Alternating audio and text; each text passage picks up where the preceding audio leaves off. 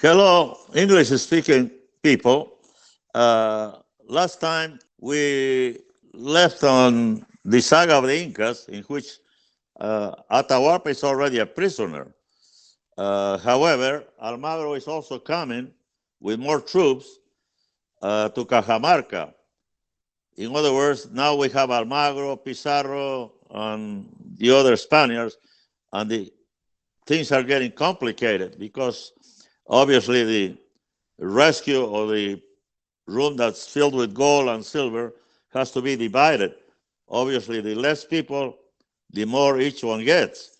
So with the arrival of Almagro, things get complicated because they don't want to give any of the gold or silver to Almagro and his men because they didn't capture Atahualpa. And so we will continue on episode 32 of chapter number 12 of the saga of the Incas. Thank you very much. Francisquillo, our horses are shoeless and we have no more iron to make them. We have to climb these high mountains on foot. Don Hernando. We are taking hundreds of llamas loaded with silver, why not use that useless metal to make horseshoes? Having shoed the horses with silver fittings, the Spanish expedition climbed the Andes to Georgia. Chalco-Chima was causing terror in the land of the Huancas, their historical enemies, who allied with the conquerors, and they humiliated Chalco-Chima. Although the Inca general could have decimated both, he had orders not to fight the Spaniards. Francisquillo, we have to take Chalco-Chima to Cajamarca as ordered by Francisco. He has a powerful army, and there are rumors that he has killed Atahualpa's brother. We are not in a position to fight him, even if the Huancas are with us. Don Hernando, just tell him that Atahualpa wants him back in Cajamarca. He will do anything that the Inca orders. It should not be difficult for you to lie to him. Be careful how you answer me. Although you are a refined Indian, you are still what they are. I am trying to forget that I am one of them.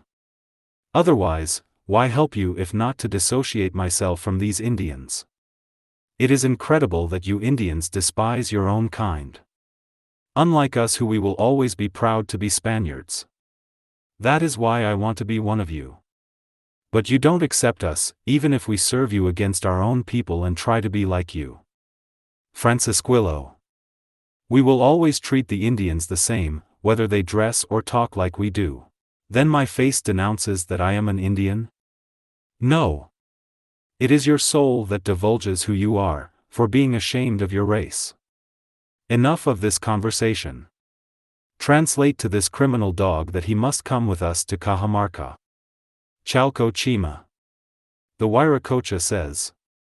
You miserable Yanacona. Don't you address me by my name. I am a general. When you talk to me, bow your head as you do for the strangers. Don Hernando, he will not come. He has threatened me with my life. Then tell him that his lord wants him to come to celebrate his freedom and coronation. Felipillo. Atahualpa said to wait for further orders. But if what the stranger is saying is true, I will go to Cajamarca. Chalco-Chima, without knowing what was happening in Cajamarca, went with Hernando. With the arrival of all parties, the triad of deceit began, Hernando and Almagro's mutual hate for each other, Atahualpa's distrust of Francisco's promises for his liberty, and the Spaniards' fears of a revolt of Atahualpa's troops. Something had to give, and ever since then Peru has not trusted even its own sons, who leave in masses to other lands to find new horizons. Contersol, I cannot believe that my greatest general is here. He was my only salvation, and with him all hopes of recovering the empire have vanished. He too has fallen into the trap of the bearded men. I am doomed. Yes. You are. Because you treated your people like children, and children don't think for themselves.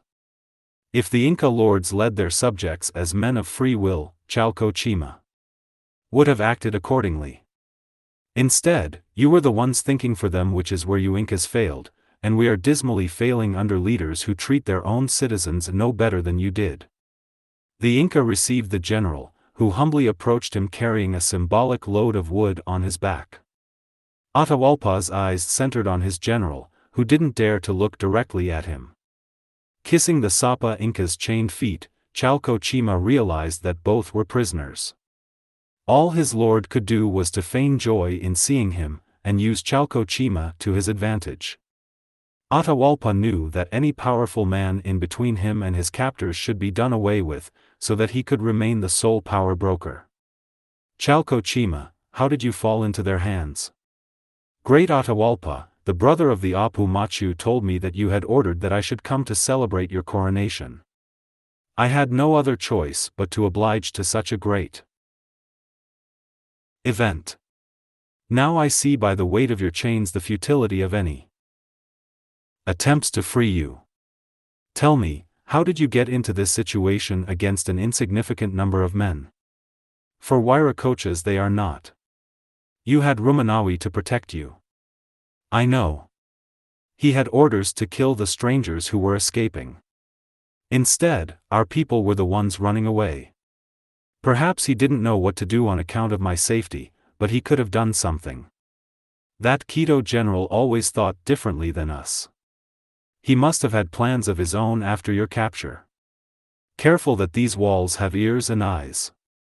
Everything I say or do is heard by the translators and seen by the foreigners. But with every day that passes we get to know of their frailties, as the mortals they are and not the demigods that we thought they were. I am the only link to their salvation, and that is why they can't determine what to do with me. They are also finding out that my enemies are not only them, but my people who have seen in the strangers another master more powerful than I am. We must seek ways to gain our freedom without the support of our own, but with the help of the bearded men. For that, we have to rely on their greed. However, I feel that once they have what they want they might not honor their word, and decide our future with the help of our compatriots." Chalco Chima understood that Atahualpa was no longer the commander-in-chief, but a puppet of an enemy with an advanced technology for war. With no new weapons or ways to fight the invaders, the great and last general gazed at the hecatomb.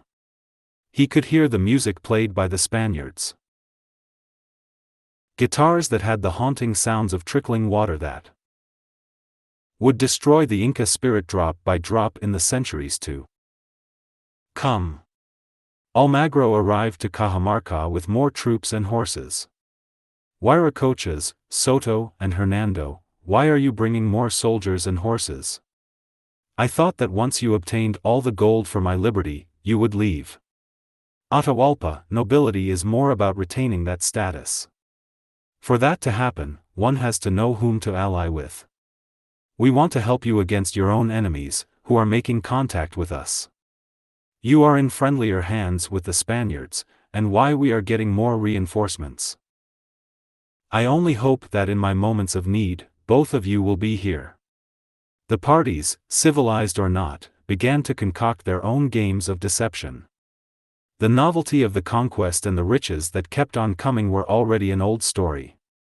Some wanted to get their share and return to Spain before being buried in silver coffins.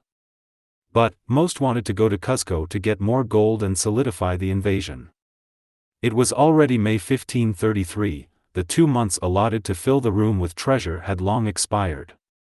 Everybody was anxious, they felt that the Inca was delaying on purpose to get rid of them. "Capitan, we feel that Atahualpa has already filled the room to the mark that he had traced. There is enough gold and silver to be distributed.